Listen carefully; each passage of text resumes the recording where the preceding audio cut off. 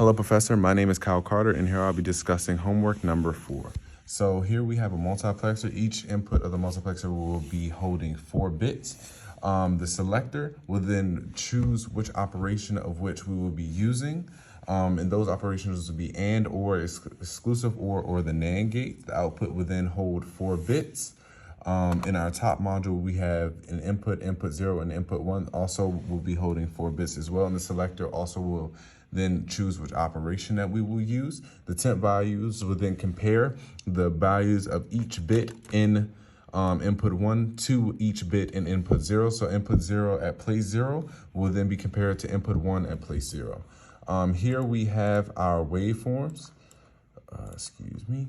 So when we have 0, 1 on the 0, 1, that will represent the AND gates.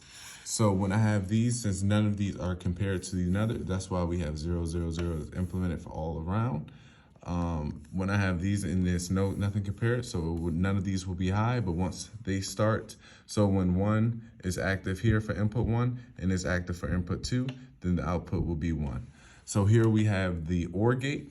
So when I have this here, so when it's active for input 1 and is active here, then it will be active here, or if it's active by itself, it will be active here as well. Here we have the NAND gates. So if it is 1, 1, anything besides 1, 1, then it would be high. So you can see when it's all high, then the input output is going to be 0.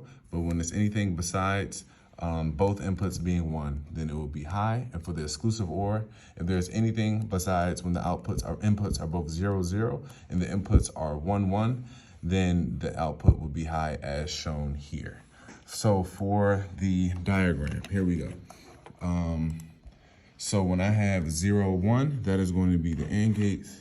So then that's shown here. Each of the inputs will then represent each of the 8 switches on here. The selector values will be these 2. So when I have 1, the AND gate, boom, the boom, that's going to turn that on. And then this is going to turn that on, and so on. So I can just turn on all of these here. When I have 1, 0, that is going to be the OR gates. All of these are going to be turned on, and they're going to stay on until I turn each one off here. So once I turn these off here, that's when they all turn on. I could just turn on 1 and it turns on.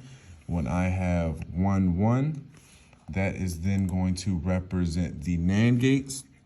So when I have 1, 1, that is going to represent the NAND gates.